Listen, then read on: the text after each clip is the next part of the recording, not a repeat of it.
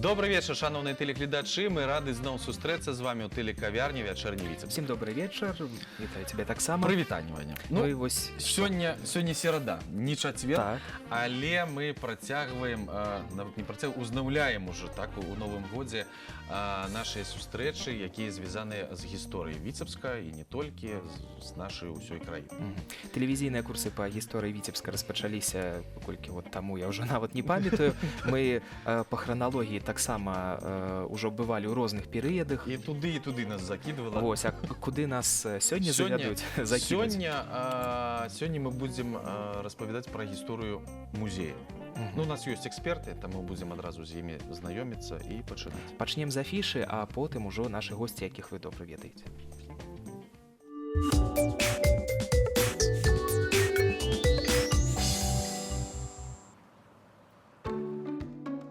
Культурно-исторический комплекс «Золотое кольцо Витебска-Двина» приглашает на фотовыставку Евгения Жиляева «Сказки леса».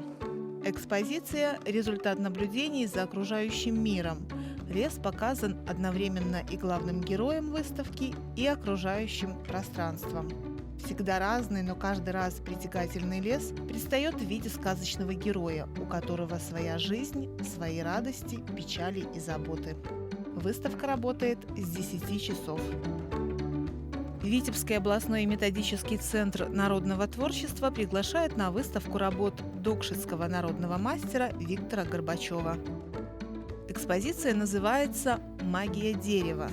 Виктор Горбачев возрождает традиции создания деревянных механических игрушек, а еще создает панно из дерева. Выставка открыта с 10 часов. Национальный академический драматический театр имени Якуба Колоса приглашает на лирическую комедию «Дурочка» по одноименной пьесе Лопе де Вега. Начало в 19:00.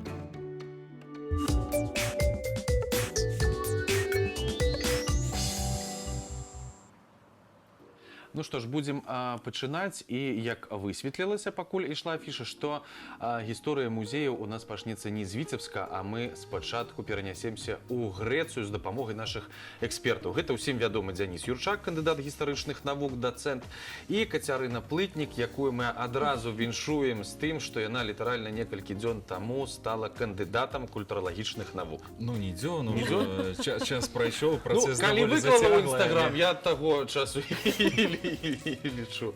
Спасибо большое. Ну што, пачнем ўсё ж такі з Грэцыі. Ну, увогуле, трэба сказаць, што сучасныя музеі, як мы разумеем, што такое музей, вось установа культуры, дзе мы маем магчымасць бачыць музейныя прадметы, яны, канешне, ў сучасным разуменні з'явіліся дзесьці толькі ў 19 стагоддзі, але пэўныя прадумовы дзеля гэтага існавалі з далёкай старажытнасці. У першую чаргу тут можна прыгадаць грэчаскія музеёны. Гэтыя традыцыі працягваліся ў Рыме, калі тая ж арыстакрата і прадстаўнікі ў першую чаргу правячай эліты, яны праз калекцыі мастацтва паказвалі сваю значнасць. Гэта было, у першую чаргу, гэта было такое своеасаблівае адлюстраванне статуса. Таму, ну, у сучасным разуменні можна выкарыстаць слова «панты». Ну, магчыма, вось у чымсьці гэта поўнасцю характарызуе, дзеля чаго збіралі. Не пантэоны. Таму што ні ў кога няма, у мяне ёсць. Вось, калі ласка, будь як я, і тады ёсць да чаго, скажем так, імкнуцца. Але, у прынцыпе, штосьці падобнае мы можам назіраць і ў сярэднявеччы. Ну, праўда, там збіральніцтва калекцыі прадметаў мае свае асаблівасці. Асабліва сярэднявечча, гэта ў першую чаргу, канешне, рэлігійны кантэкст, асабліва ў дачыненні да Еўропы. І зразумела, што там свае працэсы збіральніцтва ішлі. Гэта ў першую чаргу тых прадметаў, якія маюць дачыненне да царквы, да рэлігіі. Яны таксама збіраліся ў музеях, прабачце, пры храмах, пры культавых будынках. Праўда, вельмі часта любяць праводзіць прыклады, калі збіралі, напрыклад, пэўныя часткі святых, наприклад, перст святого не будем называць умоўна, але калі палічыць колькі перстоў, гэта ўжо жарт, які вельмі любяць студэнты. Высвятлялася, што ў некаторых асоб, якія былі прыроўненыя да ліку святых, павінна было быць некалькі дзесяткаў перстоў. Зразумела, што вельмі часта, як і зараз, дарэчы, у калекцыянаванні вельмі часта з'яўляліся падробкі, таму што іх можна было проста вельмі добра прадаць. І тыя ж, Ну, як і зараз. як і зараз, тыя ж прадстаўнікі культу на гэта купляліся, зразумела, трацілі грошы, а потым ім было быццам бы чымсьці ганарыцца, але хто дакажа, што гэта генетычныя экспертызы не праводзіліся і даказаць немагчыма. Таму быццам бы святыня ёсць, а насамрэч, хто яго ведае, наколькі яна адпавядае рэчаіснасці. Ну, тое ж самае можна казаць пра музейныя прадметы зараз, таму што рынак падробак, ён вельмі шырокі, асабліва калі яшчэ паважаныя музеі могуць сабе дазволіць пэўныя экспертызы, даследаванні, сур'ёзныя музеі, дык прыватныя калекцыянеры, асабліва калі гаворка вядзецца пра тое, што абмежавана да шырокага распаўсюджвання, скажем так, калі прадметы перадаюцца быццам бы, ну, умоўна знойдзеныя тымі ж чорнымі капальнікамі, там можна прасунуць любую падробку сучасную, і далёка не ўсе зразумеюць, што гэта ёсць. Новае жыццё музейная справа ў Еўропе набывае ў часы адраджэння, калі многія грэчаскія традыцыі адраджаліся, з'яўляюцца, у гэты час, па сутнасці, з'яўляюцца многія сучасныя зборы, якія потым былі ўзяты за аснову нацыянальных, гістарычных, мастацкіх музеяў. Таму у якасці прыклада можна прывесці галерэю Уфіцыі ў Фларэнцыі, зборы Габсбургаў сталі асновай для многіх музеяў цэнтральнай Еўропы. Таму вось тут пачынаецца гэты працэс. І тут паралельна можна адразу перавесці нашу гаворку і на Беларусь і прыгадаць, што ў гэты час, у прынцыпе, сярод мясцовых магнатаў пачынаецца імкненне да прыгожага, да мастацтва, і па прыкладу еўрапейскаму яны таксама пачынаюць збіраць калекцыі. Ну, звычайна, самая папулярная і самая распаўсюджаная гэта, канешне, калекцыя Радзівілаў у Нясвіжы, ну і прадстаўнікоў іншых магнацкіх родаў, але калі яшчэ праводзіць паралелі, у прынцыпе, пэўныя прадумовы музейнага збіральніцтва можна знайсці і на дзяржаўным узроўні, таму што тая ж скарбніца полацкіх князёў, куды збіраліся падарункі, каштоўныя рэчы, пэўныя святыні, гэта у чымсьці таксама вось своеасаблівы такі прыватны збор уладара, дакладней, можа, не канкрэтнага уладара, але правячай дынастыі.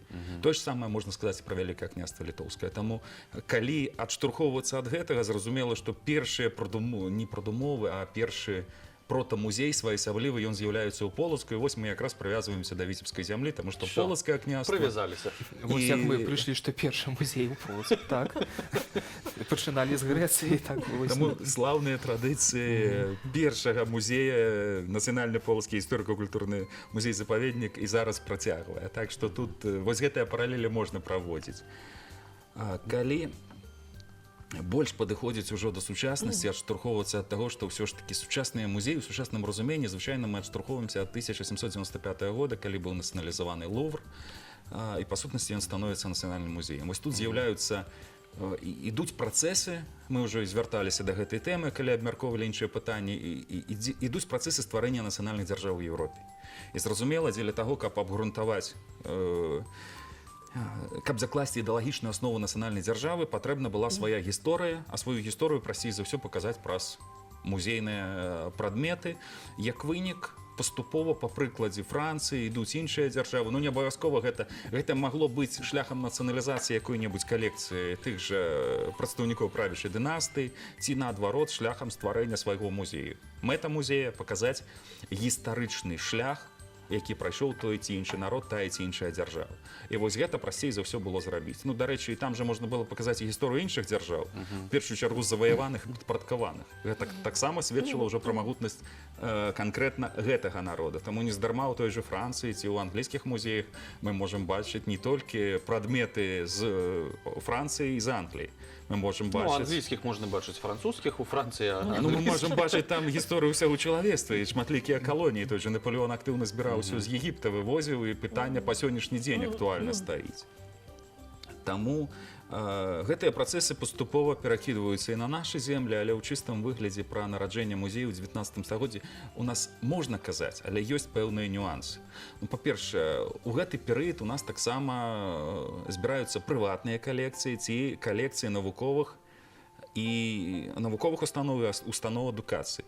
І вось калі адштурхоўвацца ўсё ж такі першым музеем у сучасным разуменні на тэрыторыі Беларусі гэта былі два музеі, дакладна не музеі, а калекцыі, якія былі даступны, ну не тое што сказаць для ўсіх, але даступны ў першую чаргу для навучэнцаў, выкладчыкаў і блізкіх да іх асоб. І на Віцебшчыне, і на Віцебшчына тут другая ўсё ж такі будзе. Першая гэта была Гародня, дзе ствараецца спачатку ў 1776 годзе музей натуральнай гісторыі. А другой па чарзе будзе якраз Віцебшчына і зноў Полацк. Таму ў полацкам езуіцкім калегіуме ў 1788 годзе ствараецца кабінет натуральнай гісторыі і мастацкая галерэя.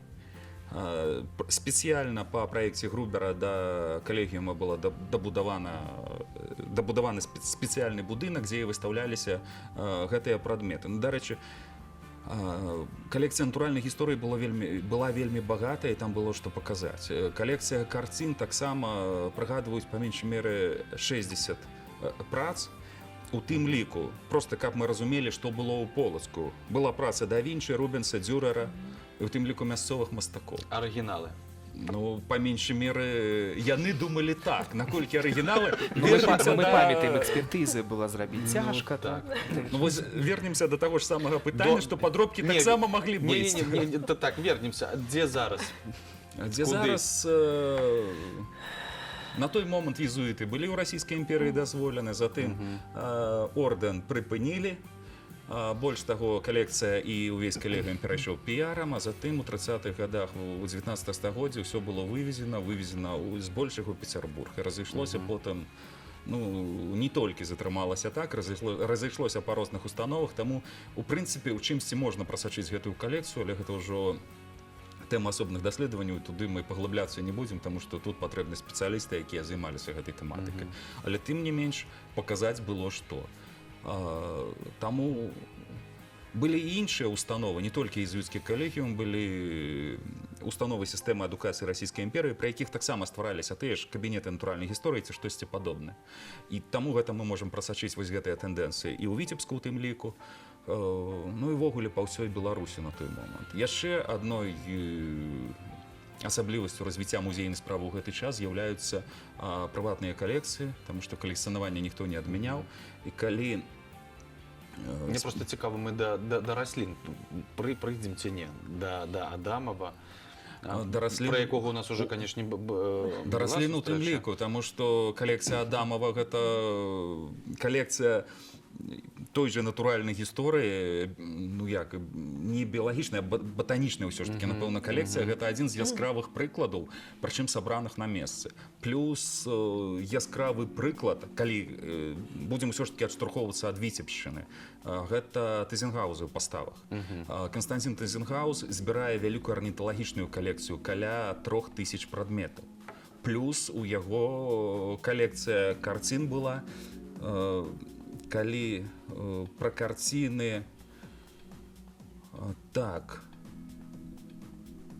ну там крыху заблытаўся, гэта ўсё ж такі да Вінчы, Рубенс і Дзюрер, гэта было ў калекцыі Тызенгауза, але... У пастаўскага Тызенгауза. У пастаўскага Тызенгауза. Не туды паглядзеў, але па карцінах... Так, дзесьці згубіўся тэкст, зараз адразу... Калі ўжо... наконт ўсё ж такі, каб адпавядала поўнасцю рэчаіснасці, у калекцыі езуітаў былі партрэты невядомых мастакоў Кальвіна і Лютера, Рубенс, Сальватор Роса, працы самого Грубера, таму таксама выбітныя аўтары і знакавыя карціны, а вось тое, што казаў пра... А вось да Вінчы, Рубенс, гэта ў паставах. Гэта была пастава, гэта была ўсё ж такі калекцыя Тызенгауса. Таму тут І зноў ж таки гаворка пра тое, што калекцыі былі вялікія і істотныя. Прычым яны былі ў тым ліку скажем так, шляхціцаў, якія не зусім вядомыя. Напрыклад, цікавая калекцыя, гэта калекцыя Валатковіча, зала ваеннай славы, якая размяшчалася на тэрыторыі сучаснага Чашніцкага района. У Іванску. У Іванску. На той момант гэта быў Лепельскі павет. І вось прыклад. Зараз руйнаваны будынак былой сядзібы, а калісьці там была не толькі сур'ёзная дваранская рэзідэнцыя, дваранскае гнездо ў сучасным разуменні, але калісьці там была вялікая калекцыя, ваенная калекцыя, што не вельмі характэрна якраз для таго часу. Ну, дарэчы, і зараз можна ў Іванск скатацца. Можна скатацца і паглядзець тое, што у школе знаходзіцца вельмі цікавая экспазіцыя. На вялікі жаль, далёка не ўсё тое, што там магло быць, там ужо знаходзіцца. Наконт іншых прыватных калекцый Адамова прыгадалі, можна прыгадаць у Ціханавецкіх у Бачыйкава была добрая калекцыя, віленская калекцыя Антона Брадоўскага і калекцыя віцебскага адваката Вацлава Федаровіча, якія былі потым пакладзены ў аснову сучаснага віцебскага абласнога краязнаўчага музея, пра што мы ў прынцыпе тут казалі і на гэта звярталі ўвагу, але тым не менш асаблівасці гэтых калекцый у тым, што у Вільні яна была доступна у прынцыпе для ўсіх жадаючых, таму што ён не закрываў яе, даваў магчымасць усім, хто жадае пазнаёміцца, яны былі прадстаўлены. Тое ж самае можна сказаць і пра Федаровіча ў Віцебску. Таму вось гэты крок па стварэнні музея. Ну, дарэчы, дакладней па дамузейным збіральніцтве, але гэта потым было пакладзена ў аснову музею, і тое, што той же Федаровіч і Брадоўскі, вось яскравы прыклад, і на гэта ўжо звярталі ўвагу. Гэта калекцыя сучасна Віцебскага абласнога краязнаўчага музея. На вялікі жаль, далёка не ўсё дайшло, трэба ўлічваць перыяд Вялікай Айчыннай вайны, калі музей быў эвакуіраваны, але тым не менш пэўныя прадумовы і пэўныя тэндэнцыі мы тут можам прасачыць. Яшчэ цікава, на што звяртаюць увагу, гэта калекцыя ў пачатку 19 стагоддзя ў Віцебску сабольшчыкаў, купец, старавер. Прычым, калі там дагэтуль мы асноўным казалі пра навучальную установу... Гэта ў Віцебску. Гэта ў Віцебску. Ну, старавераў у нас было пра дваран, а ён не толькі старавераў збіраў, але пытанне ў тым, што тут гаворка пра тое, што ўжо купец, гандляр, чалавек, які прадстаўнік ужо буржуазнай больш перыяду буржуазнай праслойкі насельніцтва, і вось ні шляхта, ні дваране збіраюць. І гэта таксама яскравы прыклад. На вялікі жаль, лёс яго калекцыі, ён губляецца і невядом. Хаця ускосныя сведчанні, якія сабраныя навукоўцамі, сведчаць пра тое, што там даволі багатая і сур'ёзная калекцыя была. Таму такіх прыкладаў шмат. Плюс 19 стагоддзя, пачатак 20-е, гэта час, калі фарміруюцца пэўныя навуковыя установы, і пры іх таксама ствараюцца свае музеі. Таму, калі адштурхоўвацца ад таго ж Віцебска, 1868 год у нас ствараецца па сутнасці своеасаблівы музей ці калекцыя, якая была часам даступная пры Віцебскім статыстычным камітэце, і гэта было дасягненне ў першую чаргу Семянтоўскага. Наколькі я памятаю, у гэтым годзе у нас юбілей яго якраз, здаецца, 200-годдзя, таму асоба, я думаю, варта будзе адзначыць і спыніцца на гэтым чалавеку асобна калі-небудзь, улічваючы вось гэтыя акалічнасці. Затым ствараецца царкоўна-археалагічны музей, калі ў 1872 годзе па ініцыятыве Еўдакіма Раманова ствараецца падобная ініцыятыва. Яна была рэалізавана у тым ліку з удзелам самого Раманова. Раманов гэта заклаў не толькі ў Віцебску, но ў Віцебску да працы далучыліся і Алексей Парфёнович Сапунов, і Гаварскі. Таму, скажем так, сабралося шмат энтузіястаў, даследчыкаў, якія маглі гэта ўсё добра рэалізаваць на практыцы. А мы зараз можам сказаць, дзе ён знаходзіўся? Ён знаходзіўся ў архієрэйскім, каб правільна вымавіць, а ты зараз што-небудзь не тое скажу, доме на плошчы Свабоды. Па сутнасці, гэта частка прыбудовы былога езуіцкага калегіума ці былога Мікалаеўскага сабора. Таму месца вядомае, ну, на вялікі жаль, гэтыя музеі, яны працавалі з пэўнымі прыпынкамі, таму калекцыі маглі пераходзіць з аднаго ў другі. Тое ж самае мы можам сказаць пра Віцебскую вучоную архіўную камісію, якая стварае таксама свой музей, але на вялікі жаль, вось тыя ініцыятывы, станоўчыя ініцыятывы, якія былі закладзены ў 19 і пачатку 20 стагоддзя, яны не зусім плаўна пераходзіць у далейшае музейнае развіццё, у тым ліку Першая сусветная вайна, тут адна з галоўных прычын, рэвалюцыйныя падзеі, якія з гэтага ўсяго вынікалі, ну, яны былі звязаны. Ну і, дарэчы, наконт музеяў яшчэ ўсё ж такі па 19 стагоддзі забыўся сказаць, а гэтага чалавека не варта забываць таксама. Актыўны ўдзельнік руху філаматаў Філарэта ў Віленскім універсітэце Тамаш Зан, чалавек, які быў сасланы з тэрыторыі Беларусі, жыў далёка ў глыбе расійскай імперыі, не па сваёй волі. Тым не менш, знаходзячыся там, ён вылучае ідэю неабходнасці стварэння не толькі нацыянальных музеяў, але арыгінальных музеяў, абгрунтоўваючы гэта тым, што якраз музеі гэта важны інструмент для выхавання, патрыятычнага выхавання, для распаўсюджвання гістарычных ведаў. Тое, што зараз з'яўляецца аксіомай, па сутнасці, вось ён прасоўваў гэтую ідэю ў расійскай імперыі. Ну, яго не зусім пачулі на самым версе, але па меншай меры ў Арэнбурзе, дзе ён знаходзіўся, яго пачулі, ён з'яўляецца заснавальнікам, стваральнікам мясцовага музея.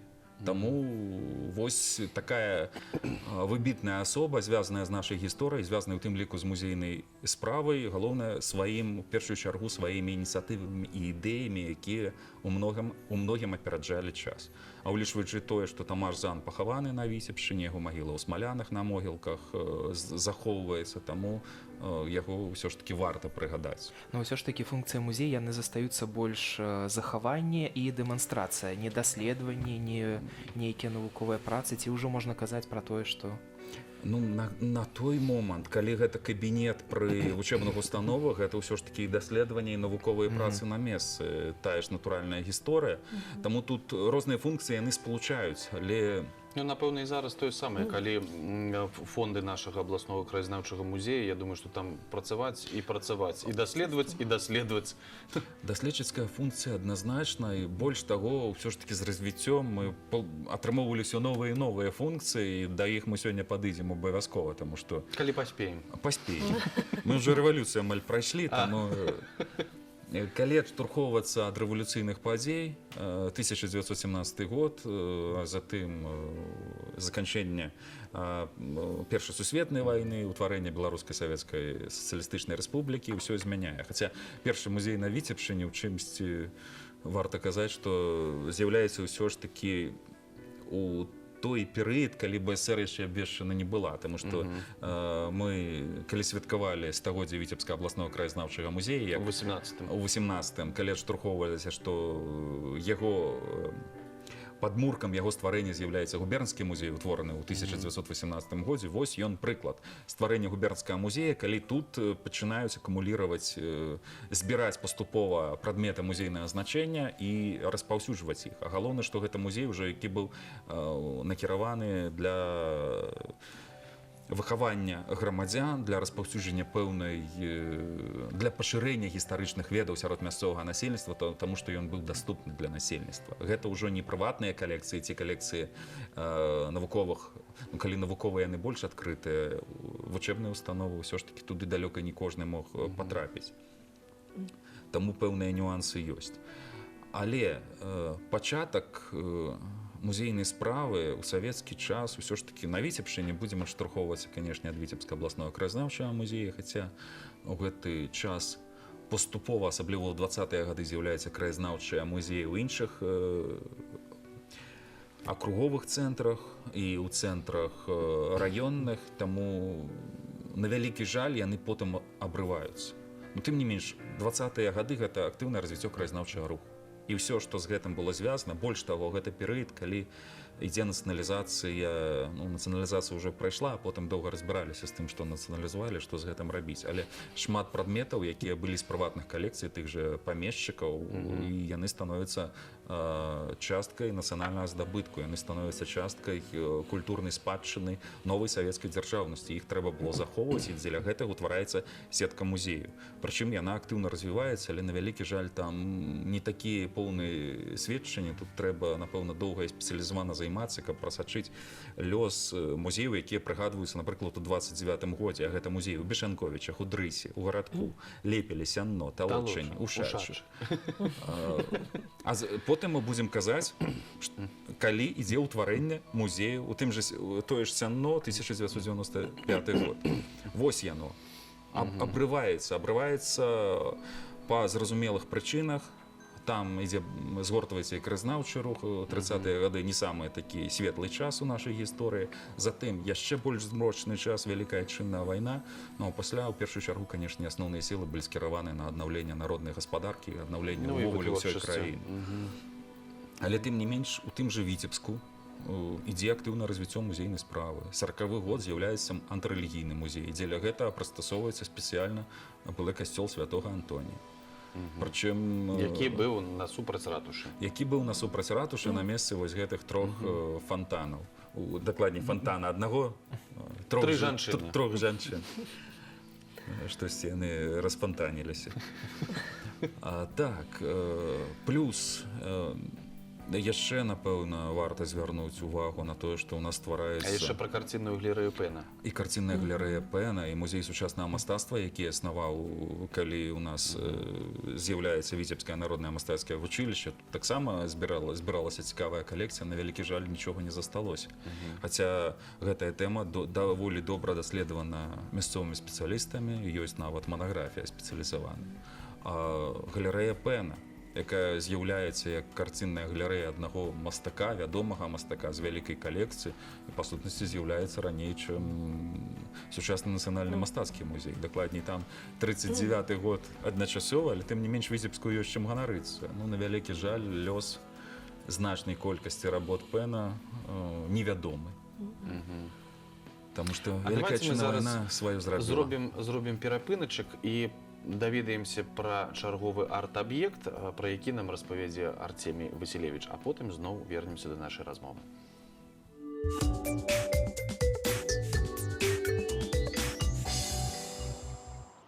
Витебск нередко называют столицей авангардного искусства. Ну что ж, значит, пришло время обратиться к самым известным шедеврам авангарда. И я предлагаю начать с работы Л. Лисицкого «Клином красным бей белых». В Витебск дипломированный архитектор Лазарь Лисицкий приезжает в мае 1919 года по приглашению Марка Шагала. Все время своего пребывания в Витебске художник ищет применение своего таланта в разных сферах городской жизни. «Листок красноармейца», регулярная рубрика «Полоса в витебских известиях» с июня 1919 года, почти всегда была украшена карикатурами или рисунками безымянного художника. Возникновение рисунков такого рода после приезда Лисицкого в Витебск наводит исследователей-авангардистов на мысль, что именно он был их автором. Сам художник никогда и нигде не обмолвился об этом периоде своего витебского творчества, так что, пожалуй, оставим это на совести ученых-исследователей. Что же касается настоящего политического лобка, то, пожалуй, что здесь Витебску действительно есть чем гордиться. В 1919 году по заказу советского правительства Лисицкий создает крайне политизированную литографию «Клином красным бей белых». Спустя пару месяцев, в 1920 году, плакат печатается в Витебске, в Литиздате политуправления Запфронта. Количество напечатанных экземпляров неизвестно, тираж на плакате не указан, как и то, вывешен ли был плакат на улицах Витебска. Целью агитационного плаката стало разъяснение подчас неграмотным солдатам-красноармейцам алгоритма победы над белым движением. Плакат удивительный по своей простоте, полон изобразительной символикой и умело обыгрывает пустое и занятое объектами пространство. Красный треугольник, символизирующий Красную армию, вклинивается в белый круг, сокрушая оборону антикоммунистических и империалистических сил Белой армии. В работе Лисицкий использует только три цвета – красный, черный и белый, усиливая эффект противостояния и подчеркивая название плаката. В будущем это сочетание цветов станет отличительным знаком большинства работ художника – визитной карточкой. по которой его будут узнавать во всем мире. «Клином красным бей белых» – один из первых пропагандистских плакатов, созданных Лисицким. Несмотря на небольшую популярность супрематизма и конструктивизма в тот период, эта работа стала очень известной и в разных вариациях часто использовалась прокоммунистическими организациями в дальнейшем. Интересно еще и то, что до сих пор достаточно примитивные формы плаката Лисицкого вызывают интерес у общественной культуры. Так, в 2017 году петерговский завод «Ракета» вместе с Эмиром Кустурицей выполнил серию коллекционных часов, повторяющих плакат Лисицкого. А в 2020 году футбольный клуб «Витебск» нанес цвета и формы плаката на один из комплектов своей игровой формы.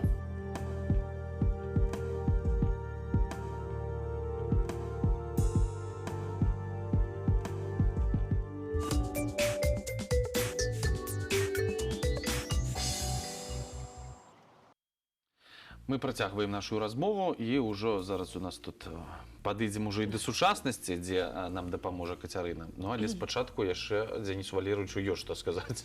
Ну, сказаць ёсць. Кацярына можа пры жаданні ўклініцца, але ж гэта яшчэ трэба пастарацца. Наконт развіцця пасля вайны развіццё музейнай справы праходзіць некалькі этапаў. Ну, па сутнасці можна вылучыць два этапы. Гэта годы, калі захоўваўся Савецкі Саюз, і зразумела, што ў гэты час музейная справа ідзе ў рамках агульнай ідэалагічнай тэндэнцыі, агульных ідэалагічных тэндэнцый, калі музеям надаецца цяпер новая важная роля. Калі мы раней казалі пра тое, што ў гэты час узмацняецца манументальная прапаганда, і было што адлюстроўваць, было пра што казаць, што увекавечваць. Вялікая Адчынная вайна — гэта балючая рана, якая на той момант увогуле гаілася. Тое ж самае можна сказаць і пра музейную справу. Таму ўзнікае пытанне стварэння рэгіянальных музеяў, і значная колькасць гэтых музеяў ствараюцца. Асноўная тэматыка якраз была прысвечана Вялікай Адчыннай вайне. Таму у нас ёсць музеі, якія ствараліся менавіта як музей баявой славы ці музей баявой садружнасці ў Расонах. Ці быў прыклад у Бешанковічах, музей, дарэчы, ствараўся спачатку як музей баявой славы, а потым з улікам таго, што там вялікая калекцыя не толькі Вялікай Адчыннай вайны, ён становіцца ўжо гісторыка-краязнаўчым музеем, але пры гэтым ва ўсіх па сутнасці музеях, калі гэта не мастацкі музей з самага пачатку, у раёнах, у рэгіёнах, у нас прадстаўлена тэма Вялікай Адчыннай вайны. Гэта зразумела, гэта агульная тэндэнцыя, якая ёсць. Ну, дарэчы, у савецкі час далёка не ўсе нашы раёны атрымалі музеі раённыя. Гэтая тэндэнцыя выпраўлялася паступова, прычым часам даволі доўга, таму што былі прыклады, калі рашэнне прымалася ў 90-х, а рэалізоўвалася толькі ўвогуле ў 2000-х. Гэта ўжо на сучасным этапе ў Рэспублікі Беларусь. Але тым не менш гэты складаны працэс. Ну, дарэчы, былі прыклады, калі у нас той жа Обальскі музей, спачатку ён быў філіалам музея Вялікай Адчыннай вайны, ён зараз з'яўляецца філіалам Шумілінскага гісторыка-краязнаўчага музея. Вось пэўная эвалюцыя.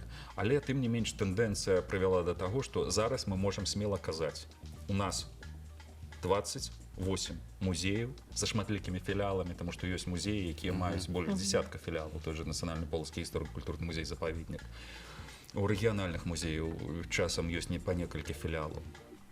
Таму сетка даволі распаўсюджана, але гэта не азначае, што на Віцебшчыне толькі 28 музеяў. У нас ёсць філіалы рэспубліканскіх музеяў, гэта і Ляўкі, філіал музея Янкі Купалы, гэта Пуцілкавіча ва Ўшацкім раёне, дзе радзіма Петруся Броўкі. Так што тут можна працягваць і працягваць. Ну и частные музеи, которые тоже в это не входят в число. Ёсць і прыватныя музеі, ёсць і ведомственныя музеі. Калі паглядзець тую ж кнігу Мікалая Васильевича Півавара, калі ён у адным Віцебску налічыў больш за 100 музеяў з улікам школьных, а школьныя вельмі часта не саступаюць ці музеі прадпрыемстваў па сваёй якасці. Плюс сапраўды прыватныя музеі. У нас ёсць музей рыцарства ў Полацку, і ў Полацку, канешне, варта прыгадаць. Дзіцячы яшчэ там. Дзіцячы музей — гэта філіал музея-запаведніка. Але ў Полацку ёсць яшчэ прыватная калекцыя Мікалая Глебавіча Панкрата, якая даволі папулярная, тым больш, што там вельмі багатая калекцыя тэматыкі ленінскай. усё, што звязана з Ленінам, усё, што звязана з тым культам, які аснаваў, ён паказвае час, ён паказвае эпоху, ён сабраў шматлікія помнікі, невялічкія бюсцікі, кнігі, самы разнастайны Ну, у свой час гэтага было настолькі багата, што зараз кагосьці, гэтага... няма напрыклад, куды бегчы было. Зараз гэта не так багата, але ў яго варта казаць пра дзесяткі тысяч разнастайных прадметаў, абсалютная большасць з якіх мае музейнае значэнне. Гэта прыватная калекцыя, плюс яго пушкінская тэматыка адлюстравана і іншая. Ну, гэта значны калекцыянер, які праводзіць па замовах экскурсіі і паказвае свой музей. І гэты, прабачце, яшчэ не ўлічваюцца дамашнія музеі, так? У кагосьці ж дома дом, нават музей, у кагосьці сядзіба, музей. Ну, нашмат мастакоў, яны ж усе захоўваюць свае працы. Ну, з мастакамі гэта асобна. Размаўлялі з імі. Ну і, дарэчы, калі глядзець нашу тэндэнцыю сучасную, у сучаснасці якраз у першую чаргу у наш час ужо у Рэспубліцы Беларусь тыя музеі, якія ствараліся, многія з іх мелі, напрыклад, мастацкую тэматыку, далёка хадзіць не трэба. Наш мастацкі музей з'яўляецца ў 92-м годзе як філіал Віцебскага абласнога краязнаўчага. У нас з'яўляецца ў 90-х спачатку арт-цэнтр, затым дом-музей Марка Шагала, затым утвараецца Віцебскі цэнтр Здраўнёва, 88, здаецца, Віцебскі цэнтр сучаснага мастацтва.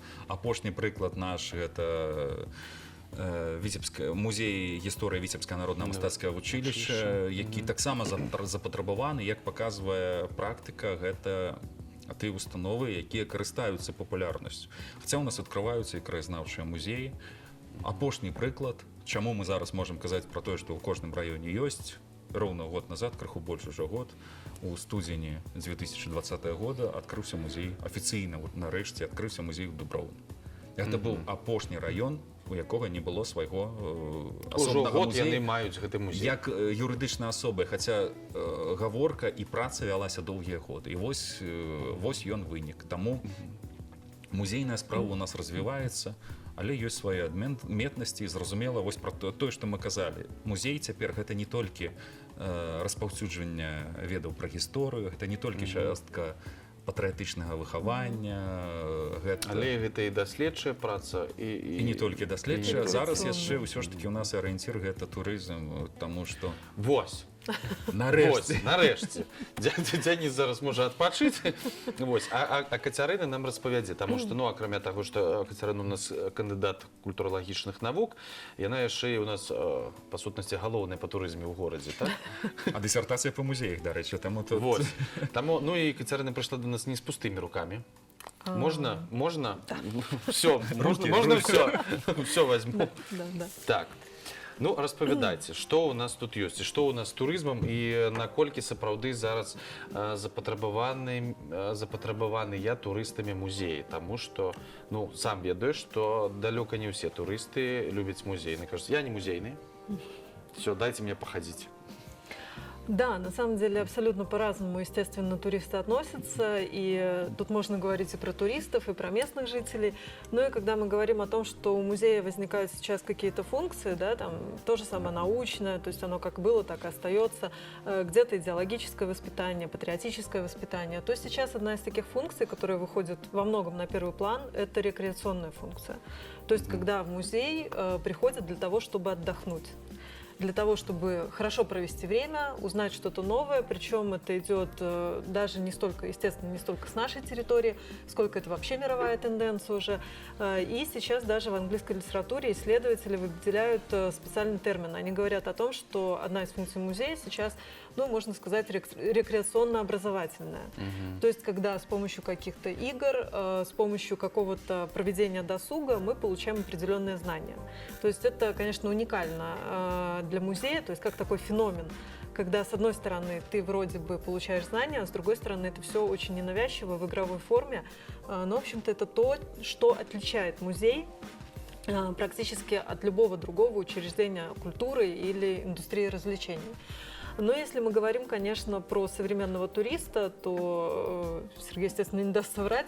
Да, абсолютно по-разному люди, конечно, относятся, но главное — правильная подача музея. То есть если мы берем тот же самый музей Ильи Ефимовича Репина-Здравнева, филиал областного краеведческого музея, то туристов восхищает, когда они туда приезжают. Природа, сам дом-музей. Естественно, когда узнают больше уже про художника, про ту коллекцию, которая находится, это тоже интересно. Но многие отказываются даже вот посещать саму экспозицию, говорят, что мы вот хотим погулять, насладиться, подышать вот этим вот воздухом. Очень хорошо, когда музеи начинают взаимодействовать с туристическими фирмами, ищут какие-то подходы, как можно оживить музейную экспозицию и как, в принципе, можно оживить вот это музейное пространство. Потому что просто походить по музею, посмотреть на те же самые экспонаты — это одно.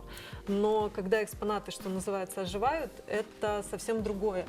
То есть у нас тот же самый музей Здравнева, например, проводит всевозможные театрализованные программы, мероприятия различного плана, когда туристов, гостей встречают в национальных костюмах, угощают, национальные песни поют. Это все вовлекает туристическую группу и помогает узнавать музей по-новому.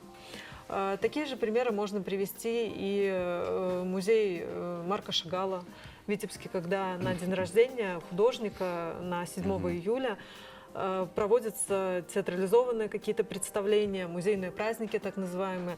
Музей Козочки Миная Филипповича приходят. Шнырёва. Да. Нават, так? Козочки живые. Самі. Приводять. А яшчэ на дах яе закінуць, каб адпавядала на Как відповідала вже. А вось такія формы працы, яны неяк не адносяць на другі план вось нават інфармацыю, вось тое, што збіралася захоўваецца, вось гэтыя экспанаты, не? Нет, на самом деле это не относится на второй план. То есть очень хорошо, если эта работа начинается с маленького возраста. То есть когда ребенок приходит в музей, он может ничего не воспринимать и не понимать. Но когда он поигрался с чем-то, увидел, пощупал, попробовал, он придет в следующий раз, ему будет интереснее уже узнать что-то новое про эту вещь. Таким образом, мы постепенно переходим вот от этого игрового контента уже к обучению. То есть то, в общем-то, к чему изначально музей мы и хотели привязать, да, то есть когда вот это все создавалось именно как научный какой-то центр, когда мы там можем проводить свои собственные исследования, пускай маленькие для ребенка, открытия, какие-то исследования, но это все равно вот идет.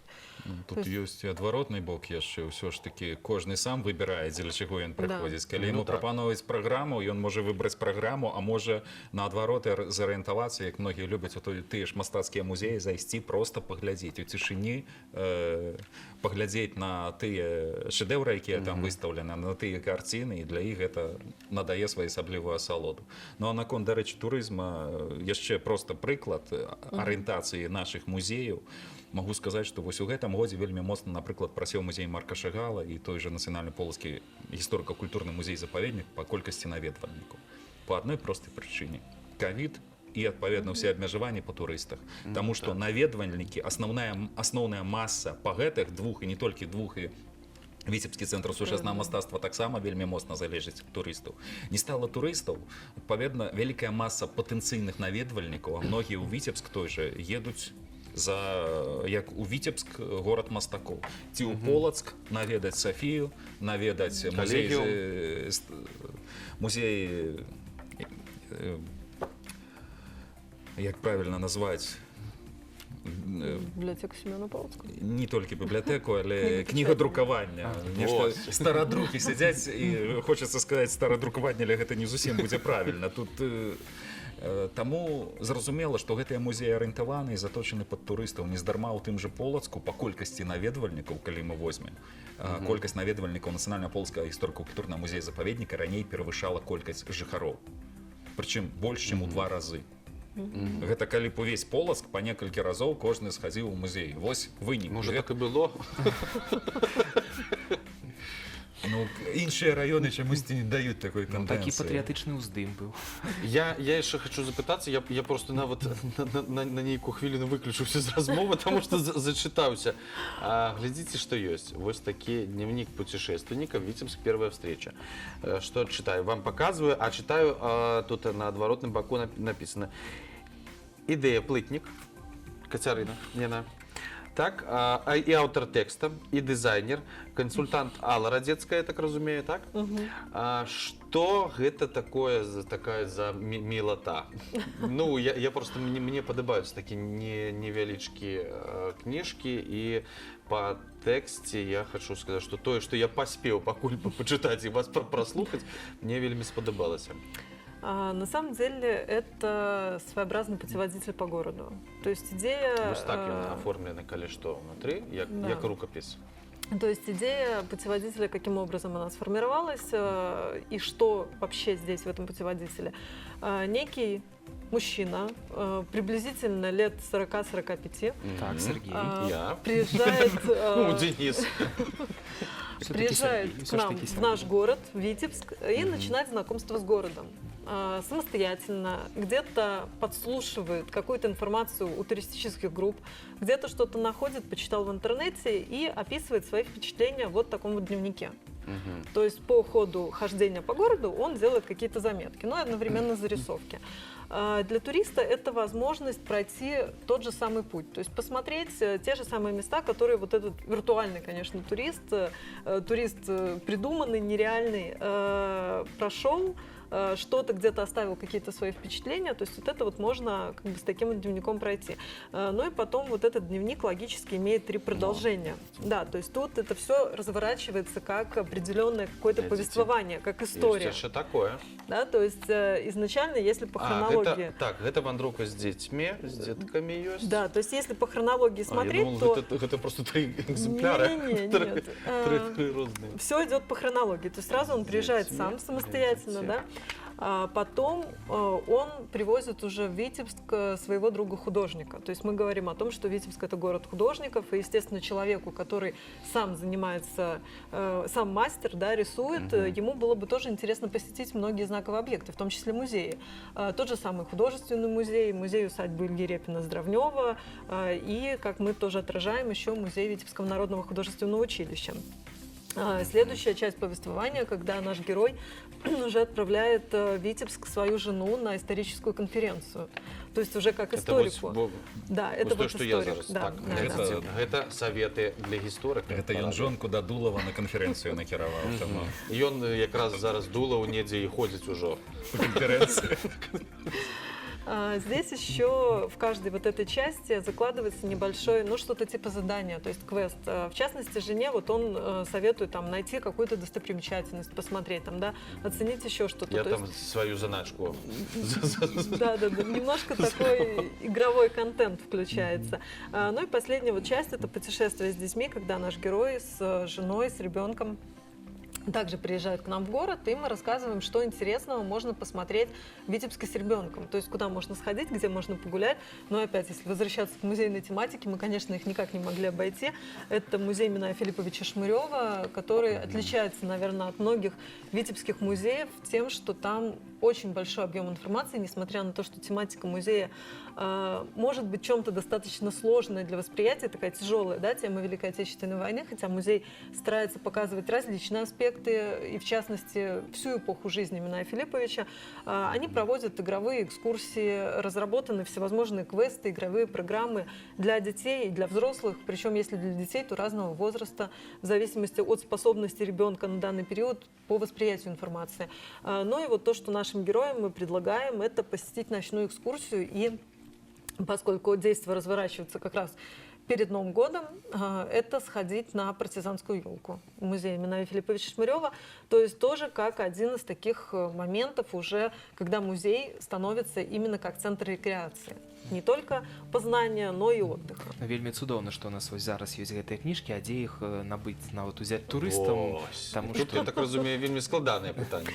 зараз яно ў адзіным экземпляры, тут я бачу. На самом деле, конечно, вопрос достаточно коварный, но... А ты любишь такие пытания задавать, Ваня? высветлілася. Тут так атрымалася, нават і не хацела, атрымалася так. Придется выкручиваться, да. На самом деле вот эти вот все путеводители созданы сравнительно недавно, поэтому где-то заключить какой-то договор, да, на продажу пока нам не удалось, но я думаю, что в скором времени мы это сможем осуществить. Сейчас они в бесплатном доступе для туристов в туристических информационных центрах находятся и презентуются во время международных туристических выставок. То есть это вот основное их Ну, такое это так само вось, назначение. такие объекты тут Да, основные. ну здесь основная концепция была Витебск это Ось город еще. который. Да, то есть Витебск это город, который каждый может дополнить что который. То есть в частности это город, который бережно хранит свою историю, который чтит память героев, вдохновляет, возвращает в детство. То есть это в принципе тоже, пускай небольшие, но штрихи к нашему городу. То есть что можно посетить, что можно увидеть, что вот такого знакового, интересного. Но опять же, в том числе музеи, без них мы никуда не можем обойтись. И самодеятельные туристы многие посещают музеи, даже вот без А здесь в состава интернете электронную туристического. версию знайсці пакуль. Так, немножечко, скажем, не знаю, насколько это имею право такой анонс сделать, но тем не менее. На сайте Витебского городского исполнительного комитета в разделе «Витебск туристический», да, это в скором времени тоже собираемся это все выложить в электронном виде. И будем надеяться, в этом году у Витебской области появится свой собственный сайт по туризму.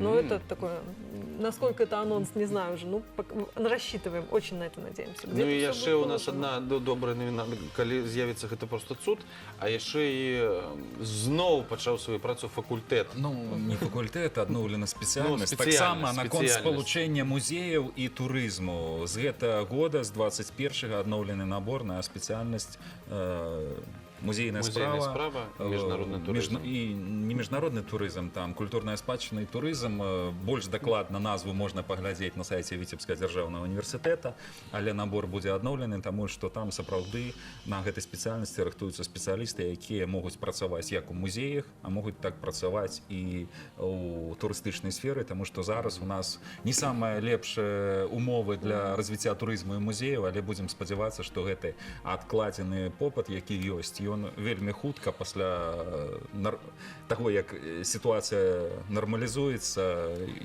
гэта Усё будзе ўсё добра. станоўча адаб'ецца на турыстычнай індустрыі на музеях. Таму, калі ёсць жаданне ў кагосьці паступаць у Віцебскі дзяржаўны універсітэт на гэтую спецыяльнасць і звязаць сабе ці з музеямі, ці з турызмам, Добра. на сайце ВДУ ўсё ёсць. Дзякуй. На гэтым сёння наша размова ўжо скончана. Дзякуй поспехаў. Мы спадзяемся, што будзе шмат гэтых дзённікаў, будзе працяг. Дзякуй за працу. Ну і раім разам з намі паглядзець мір не без добрых зверей і гэтых тых звярушак, якіх знаходзіць для нас Александр Карэнман.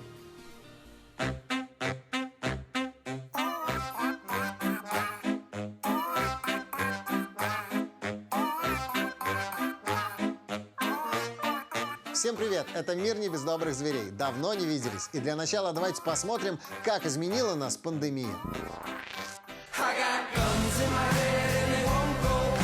Spirits in my head and they won't go. I got guns in my head and they won't go. Spirits in my head and they won't go. I got guns in my head and they won't go. Spirits in my head and they won't go. I got guns in. Предполагаю, что некоторые сейчас смотрят нас на карантине. Специально для них я приготовил новый вариант развлечений дома.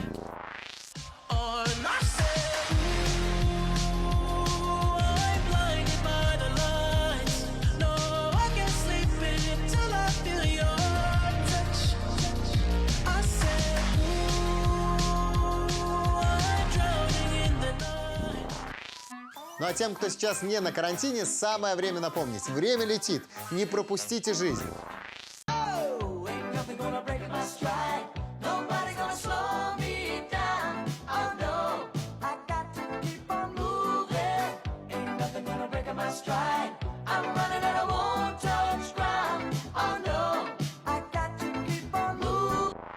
Даже если вы сами не хотите кататься, ну покатайте хотя бы своего гуся.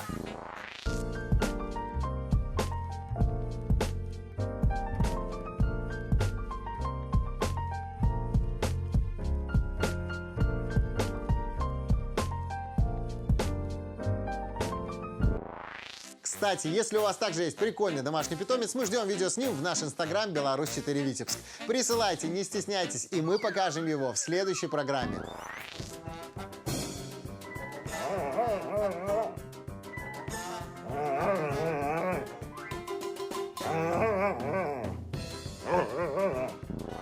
Кто-то играет на фортепиано, кто-то на гитаре, кто-то на собаке. По традиции, в завершении вас ждет небольшой музыкальный номер.